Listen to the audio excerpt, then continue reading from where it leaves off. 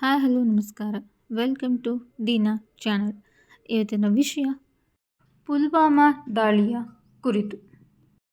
ಪುಲ್ವಾಮಾ ದಾಳಿಯನ್ನು black day ಎಂದು ಏಕೆ ಆಚರಿಸುತ್ತಾರೆ ಎಂಬುದನ್ನು ಈ ವಿಡಿಯೋದಲ್ಲಿ ತಿಳಿಸ್ತೀನಿ. ವಿಡಿಯೋನ ಕಡೆ ತನಕ ಸ್ಕಿಪ್ ಮಾಡದೆ ನೋಡಿ.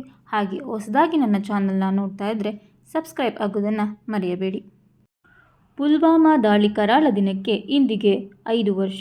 2019 ಫೆಬ್ರವರಿ 14ರಂದು ಭದ್ರತಾ ಸಿಬ್ಬಂದಿಯನ್ನು ಹೊತ್ತೊಯ್ಯುತ್ತಿದ್ದ ವಾಹನಕ್ಕೆ ಉಗ್ರರು ಆತ್ಮಹತ್ಯಾ ಬಾಂಬರ್ ಮೂಲಕ ದಾಳಿ ಮಾಡಿದ್ದರು. ಈ ಅತ್ಯಂತ ಭೀಕರ ಉಗ್ರ ದಾಳಿಗೆ 40 ಮಂದಿ ಸೈನಿಕರು ಹುತಾತ್ಮರಾಗಿದ್ದರು. ಇದೇ ಭಾರತದಲ್ಲಿ ಪುಲ್ವಾಮಾ ದಾಳಿ ಎಂದು ಪರಿಚಿತವಾಗಿದೆ.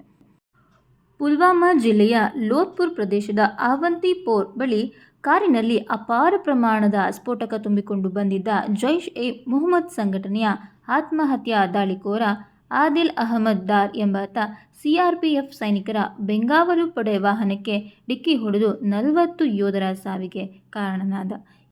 ಈ ಘಟನೆಯಲ್ಲಿ ಸುಮಾರು 70 ಆರ್ಮಿ ಟ್ರಕ್ಗಳಲ್ಲಿ 2500 ಸಿಆರ್ಪಿಎಫ್ ಯೋಧರು ಪ್ರಯಾಣಿಸುತ್ತಿದ್ದರು ಎನ್ನಲಾಗಿದೆ.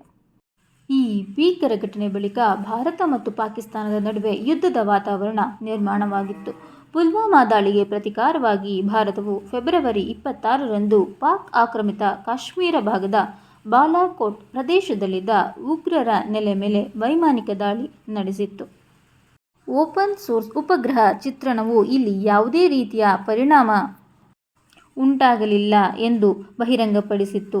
ಆದರೆ ಮರುದಿನ ಪಾಕಿಸ್ತಾನವು ಭಾರತೀಯ ಯುದ್ಧ ವಿಮಾನವನ್ನು ಹೊಡೆದುರುಳಿಸಿತು ಮತ್ತು ಅದರ ಪೈಲಟ್ ಅಭಿನಂದನ್ ವರ್ಧಮಾನ್ ಅವರನ್ನು ಸೆರೆಯಾಳಾಗಿ ತೆಗೆದುಕೊಂಡಿತು. ಈ ವೈಮಾನಿಕ ದಾಳಿಯಲ್ಲಿ ಸುಮಾರು 300ಕ್ಕೂ ಹೆಚ್ಚು ಜೈಷ್ ಎ ಮೊಹಮ್ಮದ್ ಉಗ್ರಗಾಮಿಗಳು ಸತ್ತಿದ್ದಾರೆ ಎಂದು ಭಾರತ ಹೇಳಿತ್ತು. ಆದರೆ ಪಾಕಿಸ್ತಾನ ಮಾತ್ರ ಬಾಲಾಕೋಟ್ ದಾಳಿಯಲ್ಲಿ ಯಾರೊಬ್ಬರೂ ಮೃತಪಟ್ಟಿಲ್ಲ ಎಂದು ವಾದಿಸಿತ್ತು. ಈ ಒಂದು ಭೀಕರ ದಾಳಿಯಲ್ಲಿ 40 ಮಂದಿ ಯೋಧರು ವೀರಮರಣವನ್ನಪ್ಪಿದರು. ಅದರಲ್ಲಿ ಉತ್ತರ ಪ್ರದೇಶದ ಒಟ್ಟು 12 ಯೋಧರು, ರಾಜಸ್ಥಾನದ 5, ಪಂಜಾಬ್ನ 4 ಜನ, ಪಶ್ಚಿಮ ಬಂಗಾಳದ 2, ಒಡಿಶಾದ 2, ಉತ್ತರಾಖಂಡದ 2 ಯೋಧರು, ಬಿಹಾರದ 2 ಯೋಧರು, ಮಹಾರಾಷ್ಟ್ರದ 2 ಯೋಧರು, ತಮಿಳುನಾಡಿನ 2, ಅಸ್ಸಾಂ, ಜಮ್ಮು ಕಾಶ್ಮೀರ, ಹಿಮಾಚಲ ಪ್ರದೇಶ, ಕೇರಳ, ಜಾರ್ಖಂಡ್, ಮಧ್ಯಪ್ರದೇಶ ಮತ್ತು ಕರ್ನಾಟಕದ ತಲಾ ಓರ್ವ ಯೋಧರು ಹುತಾತ್ಮರಾಗಿದ್ದರು. ಮಂಡ್ಯ ಜಿಲ್ಲೆಯ ಮದ್ದೂರು ತಾಲೂಕು ಗುಡಿಗೆರೆ ಗ್ರಾಮದ ಗರೀಬಿ ಕಾಲೋನಿ ನಿವಾಸಿಗಳಾದ ಹೊನ್ನಯ್ಯ ಚಿಕ್ಕತಾಯಮ್ಮ ದಂಪತಿ ಪುತ್ರ ಎಚ್. ಗುರು ಹುತಾತ್ಮನಾದ ಕರ್ನಾಟಕದ ವೀರಯೋಧನಾಗಿದ್ದಾರೆ. ತೀವ್ರ ಹಿಮಪಾತದ ಹಿನ್ನೆಲೆಯಲ್ಲಿ ಜಮ್ಮು-ಶ್ರೀನಗರ ಹೆದ್ದಾರಿಯಲ್ಲಿ ಮಂಗಳವಾರದಿಂದಲೂ ಸಂಚಾರ ಸಂಪೂರ್ಣ ಸ್ಥಗಿತವಾಗಿತ್ತು. ಅದೇನು ಹಣೆ ಬರುವೋ ಗುರುವಾರವಷ್ಟೇ ಸಂಚಾರ ಆರಂಭವಾದ ಹಿನ್ನೆಲೆಯಲ್ಲಿ ಸಿಆರ್ಪಿಎಫ್ ತುಕಡಿಗಳಿದ್ದ ಎಲ್ಲ ವಾಹನಗಳು ಒಟ್ಟಿಗೆ ಶ್ರೀನಗರದತ್ತ ಹೊರಟಿದ್ದವು. ಅಲ್ಲಿ ಉಗ್ರರು ಮಹೀಂದ್ರ ಸ್ಕಾರ್ಪಿಯೋ ವಾಹನವನ್ನು ಬಳಸಿಕೊಂಡು ಸುಮಾರು 350 ಕೆಜಿ ಸ್ಫೋಟಕವನ್ನು ಹೊತ್ತಿದ್ದ ಜೀಪ್ನ ಸಹಾಯದಿಂದ ಸಿಆರ್ಪಿಎಫ್ ವಾಹನಕ್ಕೆ ಗುದ್ದುವ ಮೂಲಕ ಸ್ಫೋಟಕ ನಡೆಸಲಾಗಿತ್ತು. ಸ್ಫೋಟದ ತೀವ್ರತೆ ಎಷ್ಟಿತ್ತೆಂದರೆ ದಾಳಿಗೆ ತುತ್ತಾದ ವಾಹನವು ಸಂಪೂರ್ಣ ಸಿಡಿದು ಸುಟ್ಟು ಕರಕಲಾಗಿತ್ತು. ಗುರುತೇ ಸಿಗದ ಮಟ್ಟಿಗೆ ವಿರೂಪಗೊಂಡಿತ್ತು. ಎಂಥ ದುರಂತ ಅಲ್ಲವೇ ಇದು!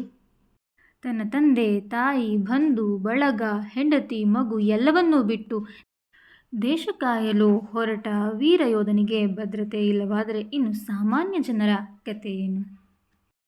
ಈ ಒಂದು ಕಿರು ಮಾಹಿತಿ ನಿಮಗೆ ಇಷ್ಟವಾದಲ್ಲಿ ಲೈಕ್ ಮಾಡಿ, ಶೇರ್ ಮಾಡಿ. ಹಾಗೆ ಹೊಸ ಹೊಸ ಮಾಹಿತಿಗಳು ಬೇಕಾದಲ್ಲಿ ಬೆಲ್ ಐಕಾನ್ ಪ್ರೆಸ್ ಮಾಡೋದನ್ನು ಮರೆಯಬೇಡಿ. ಕಡೆಯದಾಗಿ ದೇಶ ಸೇವೆಗಾಗಿ ತಮ್ಮ ಜೀವನವನ್ನೇ ಮುಡಿಪಿಟ್ಟ ವೀರ ಯೋಧರಿಗೆ ನನ್ನದೊಂದು ಸಲಾಂ.